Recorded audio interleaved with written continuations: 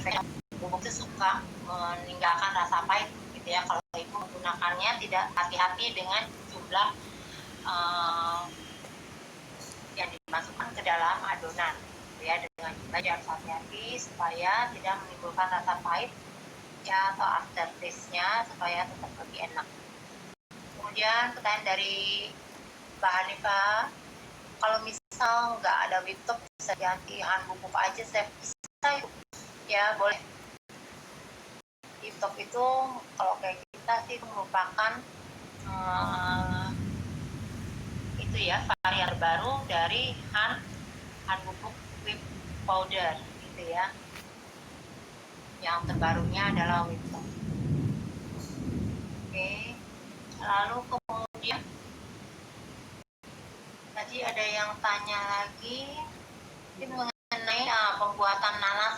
Nanasnya gimana sih bikinnya? Kadang saya ada yang bikin tapi misalnya hasilnya warnanya jadi terlalu gelap atau ada yang membuat nanasnya itu warnanya malah jadi terlalu pucat. Nah, ibu bisa mengikuti resep-resep yang ibu masing-masing miliki gitu ya. Tapi kalau cara garis besar saya supaya ibu memiliki hasil selai nanas yang cantik gitu ya.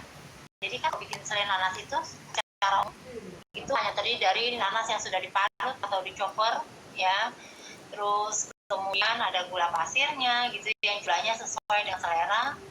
Lalu kemudian ibu bisa menambahkan garam gitu ya untuk meningkatkan rasa. Lalu kemudian biasanya ada juga yang menambahkan kayu manis, ada juga yang menambahkan dengan bunga cengkeh gitu ya, dengan cengkeh.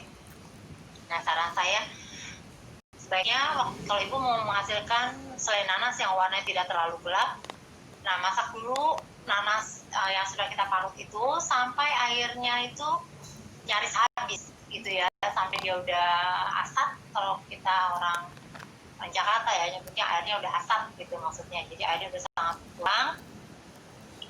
Nah, baru kalau sudah berkurang ibu tinggal menambahkan gula pasirnya. Nah, waktu sudah memasukkan gula pasir pastikan ibu harus mengaduk terus gitu ya sampai nanas ibu itu kering ya, terus seratnya sudah keluar, lalu kemudian warnanya sudah sesuai dengan yang ibu inginkan.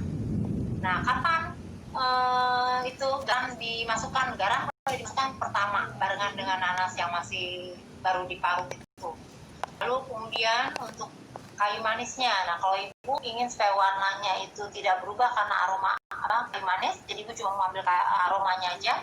Nah, sebaiknya ibu gunakan kayu manis yang masih dalam bentuk batangan, bukan yang bubuk gitu ya, bukan yang powder.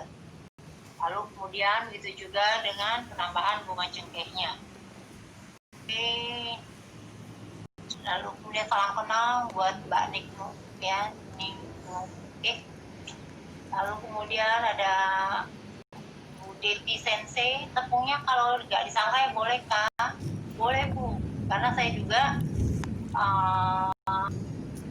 selama bikin nastar gitu ya, mulai dari saya masih kecil gitu ya, orang tua bikin saya bantuin, sampai sekarang saya mengajar pun saya nggak pernah membuat nastar dengan menyangrai dulu tepungnya ya. Terus terus nanti perbedaannya sama yang tepung disangrai apa? Perbedaannya tadi saya sudah jelaskan.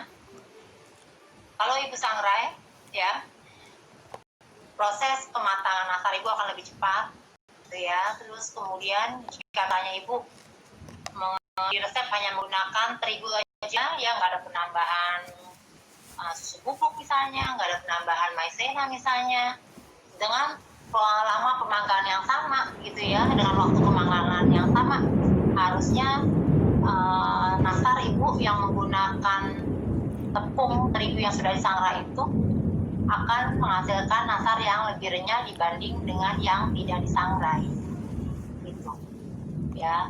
Tapi jangan lupa tadi saya bicara kalau ibu dengan resep yang sama lalu kemudian tidak ada jenis tepung lain ya, misalnya entah itu susu bubuk, entah itu maizena, jadi memang betul-betul tepungnya itu hanya menggunakan tepung terigu ya yang disangrai, terus bicara dengan jenis tepung yang sama, misalnya sama-sama protein sedang atau sama-sama protein rendah, maka kalau yang satu ibu dan yang satu resep lagi tidak ibu sangrai, maka hasil yang disangrai itu pasti akan lebih renyah gitu ya. Terima kasih juga untuk Mbak Lika yang sudah sempatan join ya. Apa kabar Mbak Lika?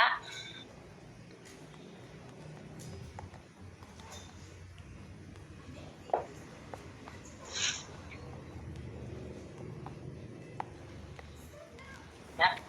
Nah, yang saya mau kasih tahu nih ya, kadang ada beberapa ibu yang tanya, kalau kita mau membuat nastar tuh sebetulnya berapa lama sih? Nah, kalau dari pengalaman saya Bu ya, sebetulnya dengan resep nastar yang kita punya, terus dengan syarat misalnya nanasnya tadi dimasak dengan telaten ya, dengan hasil yang bagus ya, yang sudah cukup kering, ibu bisa lihat dari seratnya.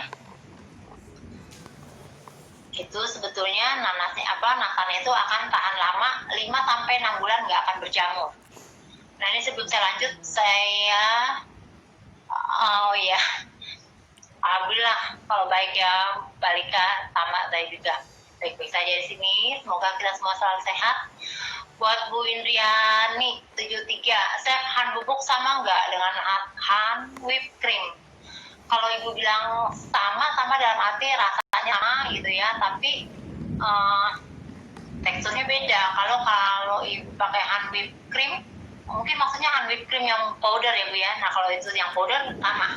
Jadi han whipped top ya yang powder sama dengan han whipped cream yang powder juga gitu, hanya beda kemasan gitu ya.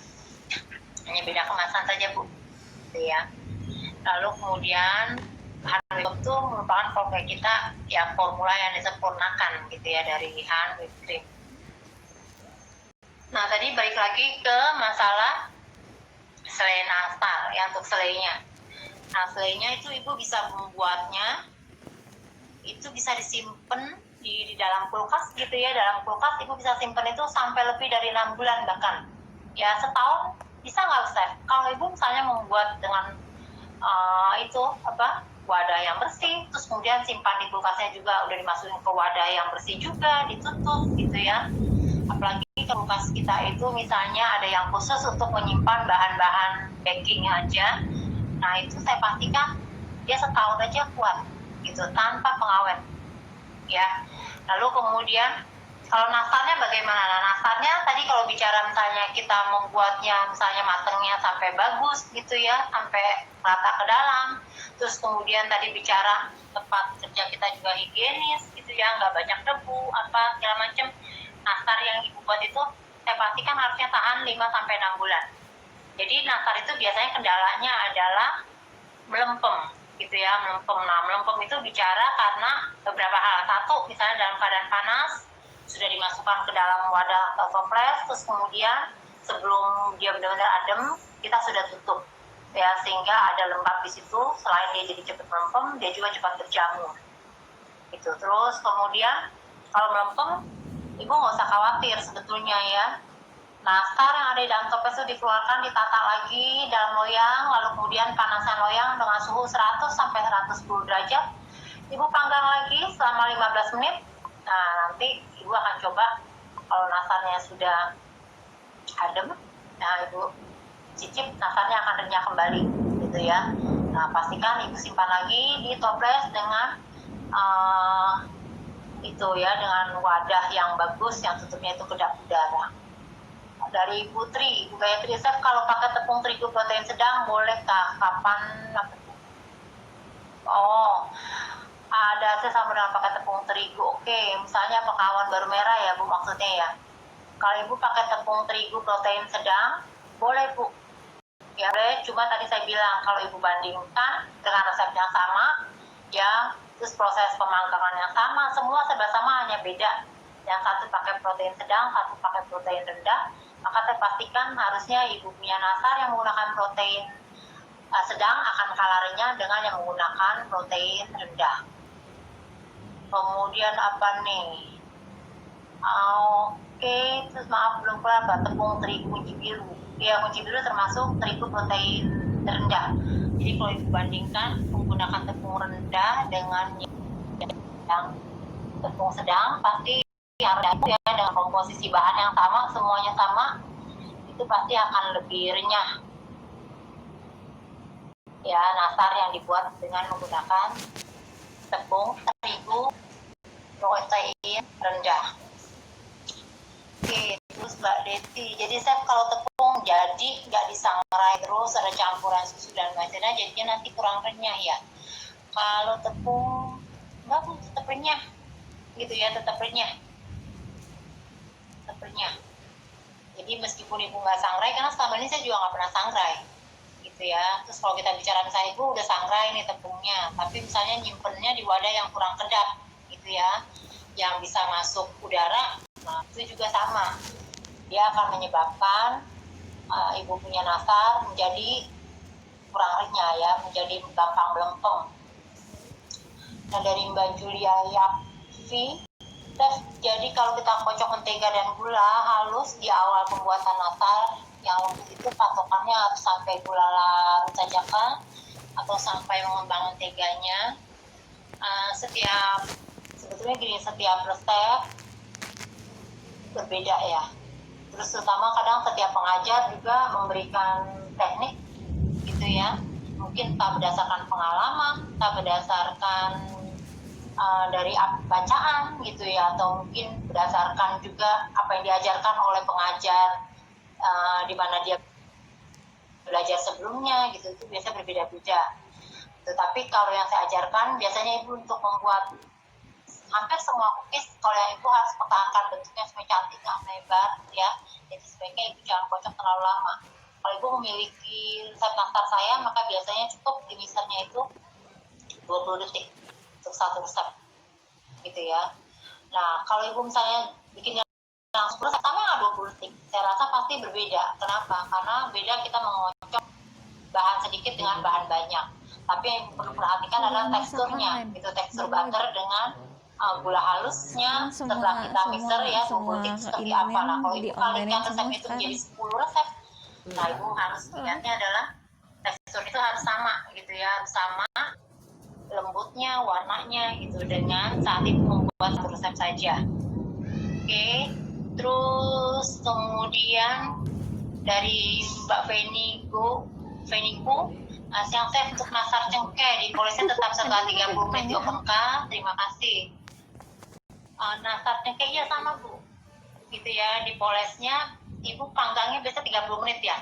Nah kalau memang ibu biasa panggang 30 menit, terus kemudian nastarnya juga tetap bagus, renyahnya sampai ke dalam, terus juga nggak mudah berjamur, nggak apa-apa ya, berarti ibu dengan cara atau dengan waktu pemanggangan yang seperti biasa ibu buat gitu. Tapi kalau secara umum biasanya saya mengajarkan memanggangnya itu selama 40 sampai 45 menit. Oh, 40 gitu. sampai 40. Nah kalau tadi untuk nastar cengkeh, mungkin maksudnya kalau nastar cengkeh biasanya kita tuh bikin ada yang dengan cara bagian ujungnya itu dimasukkan ke bagian dalam gitu ya, sehingga nanti akan keluar nastarnya itu seperti bagian bawah cengkehnya itu, bunga cengkehnya itu jadi seperti buah pumpkin gitu ya. Atau ada juga yang kadang sengaja bagian runcingnya di atas, cuma itu biasanya kita agak kesulitan untuk menatanya, kecuali ibu mau menyajikannya sebagai petit gitu ya, sebagai selingan gitu ya, atau penutup setelah setelah makanan utama misalnya. Terus kemudian Balika Juli, chef lebih baik disangrai atau kukus? Makanya Balika ya kangen juga, semoga nanti bisa ketemu ya, sehat selalu juga buat Balika dan keluarga. Disangrai atau dikukus? Kalau misalnya ibu pilih, kalau secara logika itu kan kita bikin kue kering gitu ya. Nah, kalau kukus itu sebetulnya bicara akan menghasilkan uap kalau kita nggak hati-hati. Jadi sebaiknya kalau ibu mau milih disangrai atau dikukus, saran saya sebaiknya disangrai aja gitu ya, sangrai aja Bu terigunya. Lalu kemudian Mbak Julia, thanks sudah sharing. Oke, sama-sama Julia, terima kasih juga ya. Nah jadi Bu, kalau di dunia baking itu sebenarnya kita beda sama kayak kita sekolah kan, misalnya 1 tambah 1 harus 2, kalau nggak 2 saya salah gitu. Nah kalau di dunia baking memang agak sedikit apa yang kita sebut salah atau benar itu agak kurang, malah batasannya itu seperti nggak ada gitu ya, tidak ada batasannya. Nah sebetulnya lebih tepatnya orang bilang satu enak, satu kurang enak, tapi itu juga sebenarnya tergantung dari selera gitu, karena selera itu kan anugerah gitu ya, anugerah dari Tuhan. Jadi ada orang yang misalnya nih ibu bikin sesuatu terus orang bilang aduh kurang enak nih gitu. Nah kenapa yang bisa bilang kurang enak? Kenapa? Karena seleranya nggak sama dengan selera yang dimiliki oleh pembuat kue, masakan atau apapun gitu ya. Tapi saran saya adalah gini, kalau kita sudah menyukai baking, nah sebetulnya tujuannya apa dulu? Kalau untuk menyukakan ini ya selera indera pengecap keluarga, maka sebaiknya kita harus mampu menghasilkan baking itu sesuai gitu, supaya waktu kita udah buat, nah ibu capeknya itu akan terbayar lunas tuh setelah melihat misalnya suami seneng senyum bilang enak, anak-anak juga seneng ya, jadi nggak mubazir makanan yang kita buat itu ya dikonsumsi oleh seluruh keluarga gitu. Tapi kalau kita untuk jualan, nah itu juga kita harus pandai-pandai mengolah apa yang kita buat itu supaya bukan sesuai dengan selera kita gitu, tapi sesuai dengan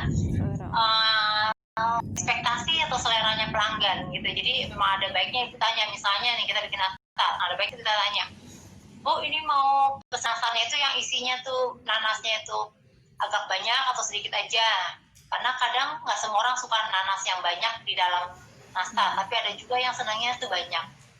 Terus tanya maunya ada rasa asam-asamnya atau manis aja gitu. Nah itu saya lakukan dulu waktu saya masih suka terima pesanan, yaitu saya selalu berusaha supaya kue yang saya buat itu sesuai dengan selera pelanggan. Tujuannya sih sebetulnya supaya mereka balik lagi, order lagi. Nah itu saya pelajari dari ibu saya gitu ya. Ibu saya salah satu dulu usahanya adalah catering gitu ya, terus suka terima pesanan. Jadi saya selalu perhati saya itu orang yang seneng terima pendapat orang gitu ya, nggak pernah baperan juga kalau dikritik, jadi dia pasti tanya gitu. Dulu kalau saya pertama kali ngajar itu juga ngajarnya di garasi rumah ibu saya, di rumah ibu saya. Nah itu mereka selalu tanya tuh ke peserta, gimana hari ini Bu resep yang diajarkan anak saya gitu, terus sudah cukup enak atau belum, kalau belum tolong sampaikan. Nah jadi sebetulnya apa ya, sebetulnya gini, setiap masukan yang kita dapatkan dari orang lain itu sebetulnya membuat kita semakin terasa gitu ya, ilmu kita juga akan semakin banyak gitu. Kenapa? Karena kan setiap orang punya pendapat beda, apalagi kalau kita bicara usahanya makanan gitu ya, entah itu sebagai pengajar, sebagai bakulan yang menjual makanan misalnya gitu ya, ataupun sekedar membuat untuk selera keluarga. Nah rata-rata gitu, pokoknya jangan pernah baper kalau kita dikritik orang gitu ya. Jadi anak-anak juga kalau misalnya cobain makanan harus kita biasakan, Dek gimana cobain hari ini buatan ibu atau buatan mama, udah enak belum ya.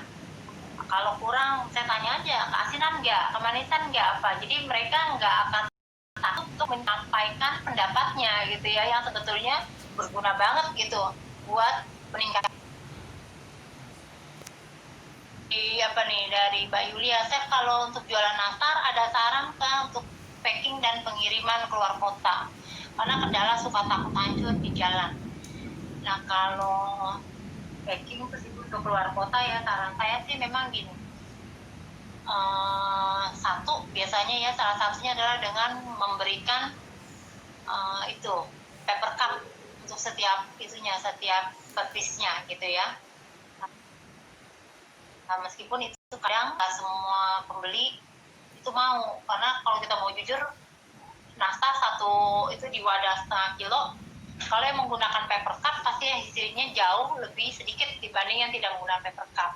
Saya bisa jelaskan misalnya, karena kalau nggak pakai paper cup nanti nastarnya jadi mudah hancur.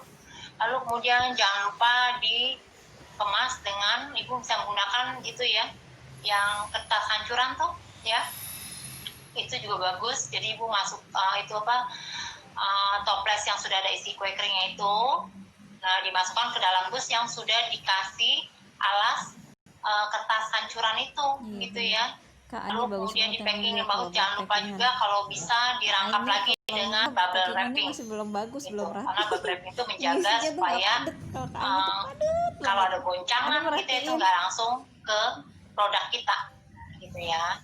Isinya kemudian nih apa tuh Mbak Lika? bolong-bolong, Ada banyak tanya. bolongnya ya sebenarnya.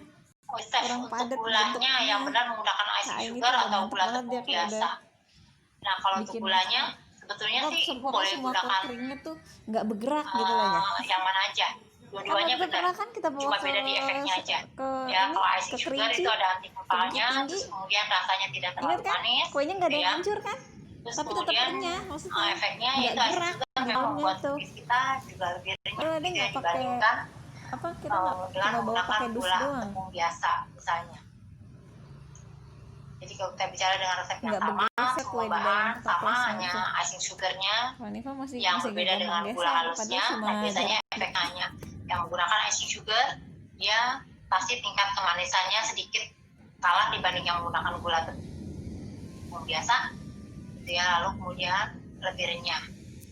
Oke, terima kasih buat siapa nih, buat Ibu Susanti, buat Mbak Indriani 73, lalu kemudian buat Mbak Hanifah, chef apa memang normal nasar yang di awal-awalnya tapi lama-lama agak lempem jadi lembut gitu? Normal sih Bu, normalnya yaitu kalau kita menggunakan toples yang biasa-biasa aja gitu ya. Terus misalnya nggak menggunakan itu nggak memberikan silika gel ya, atau penyerap udara di bagian bawah dari toples kita ya. Nah, itu normal itu gitu ya. Tapi kalau misalnya kita menggunakan toples yang kualitasnya bagus banget gitu ya, yang kedap udara terus kemudian cepat melempem, nah itu berarti kesalahan kita bilang apa tuh, kalau normal awalnya abnormal gitu ya, maksudnya mungkin kita manggangnya kurang lama gitu ya, atau misalnya manggangnya kurang matang sampai ke dalam misalnya gitu, jadi cookies kita kurang kering. Lalu tadi yang saya ingatkan, jangan lupa Ibu, kalau Ibu punya nastar atau kue kering apapun, kalau sudah melempem namun tidak berjamur ya, nggak jamuran, nah Ibu nggak usah khawatir, ditata lagi nastarnya atau kue kering yang lainnya itu di atas loyang yang bersih. Kemudian jangan lupa ovennya sudah dipanaskan, suhunya 100 maksimal 110 derajat, lalu panggang lagi cookies yang melempem tadi selama 15 menit. Nah, kalau sudah, keluarkan. Nanti kalau sudah nggak panas, Ibu boleh cicip. Nah, jamin pasti cookiesnya renyah kembali, gitu ya. Terus kemudian dari Putri apa nih chef, kalau pakai tepung sedang bolehkah? Boleh Bu ya, nggak apa-apa Ibu pakai, apalagi kalau stoknya banyak di rumah, pakai ya, nggak masalah. Ibu bisa misalnya dengan cara supaya dia renyah sekali, misalnya meskipun protein sedang tapi bisa renyahnya sama dengan protein rendah. Nah, salah satunya tadi misalnya disangrai dulu misalnya, atau dipanggang dengan suhu yang lebih rendah, kemudian dengan proses pemanggangan yang lebih lama. Oke, kita masih ada waktu menit, mungkin masih ada teman-teman yang masih mau bertanya seputaran nastar.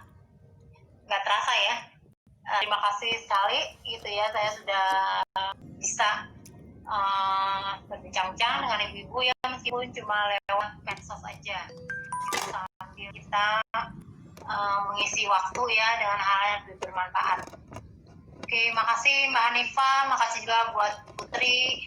Terus Mbak Deti, saya lebih bagus pola itu dioles nunggu nastar adem dulu atau pas keluar oven langsung dioles? Kalau ibu tanya lebih bagus mana, kalau di pengalaman saya sih dua-duanya bagus gitu ya. Cuma bedanya kalau misalnya ibu langsung panas-panas dipoles, nah ibu harus polesan pertamanya itu bener-bener kuasnya, nggak boleh neken. Kenapa? Supaya nggak banyak remah yang tarik gitu ya. Terus kalau sudah dingin, nah kalau sudah dingin ibu lebih nyantai molesnya gitu ya. Oke, terus Balika, kalau nastar Chef Leni berapa lama manggangnya? Saya oles setelah 4 menit pertama, kemudian oles masukkan lagi. Pangan pertama, kemudian oles masukkan lagi. Oh, nggak usah Bu, setelah panggang ya udah matang, boleh dalam keadaan panas atau dingin, ibu poles. Setelah poles pertama, poles lagi baru panggang untuk atasnya. per gram nastar size-nya isinya berapa ya Chef? Nah itu tergantung ibu mau berapa. Secara umum kalau yang mini-mini itu ukurannya 7 gram untuk kulitnya, 4 gram untuk isinya. Kalau untuk yang agak besar sedikit, nah ibu 8 gram untuk kulitnya, 5 gram untuk isinya. Oke, Bu Tini Aura, makasih juga ya, salam sehat selalu sama-sama Bu Tini, terima kasih. Buat dapur Akina juga terima kasih. Terus Mbak Lika apa Chef tambah waktu, saya tadi telat join tadi karena ketiduran. Tidurnya lain kali dilanjutin aja, tidurnya sore aja ya setelah kita ini dulu baking talk ya. Terus Mbak Yulia, makasih sharing ilmunya, semoga sehat selalu, amin. Terima kasih juga Bu, sehat juga untuk Ibu dan keluarga.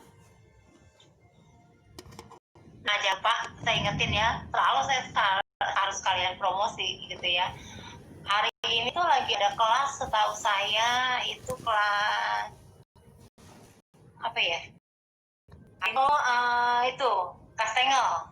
Nah buat ibu-ibu yang belum punya resep kastengel, itu masih bisa join kelasnya tuh. Ya salah satu keuntungannya adalah ibu bisa discuss gitu ya, discuss di WhatsApp grup bersama langsung dengan saya. Nah itu teman-temannya ikut kelasnya juga dalam 4 hari gitu ya, 4 hari bisa tanya apa aja seputar kastengel gitu ya. Terus kemudian jangan lupa ada kelas online itu apa, martabak roll cake, itu saya jamin enak sekali ya, pasti bisa jadi usaha. Nah, bisa untuk hantaran hari raya Idul Fitri gitu ya. Terus kemudian buat penyuka peyem Bandung, nah itu jangan lupa ada kelas colenak, itu juga pastikan ibu ikut kelasnya gitu ya, ikut kelasnya karena enak sekali, itu lembut juga dengan bahan-bahan yang mudah didapat. Mbak Deti, senang banget bisa live sama Chef saya, sama-sama Ibu. Senang juga ya, terima kasih. Semoga next bisa ketemu saya di kelas. Buat Putri, terima kasih. Buat Mbak Pipin Hardianti, ya terima kasih Ibu. Nyimak aja deh, tadi kayaknya nggak ada pertanyaannya. Oke, buat Mbak Pulang, jangan lupa kita ketemu nanti 31 Maret ya. Semoga pemerintah bisa cepat mengatasi sehingga kondisi saat ini menjadi lebih baik lagi ya. Saya tetap menghimbau sebaiknya kita sebagai warga negara yang baik harus membantu support gitu ya, support dalam hal apa, yaitu himbauan pemerintah kita ikuti ya, supaya pemerintah memiliki kemudahan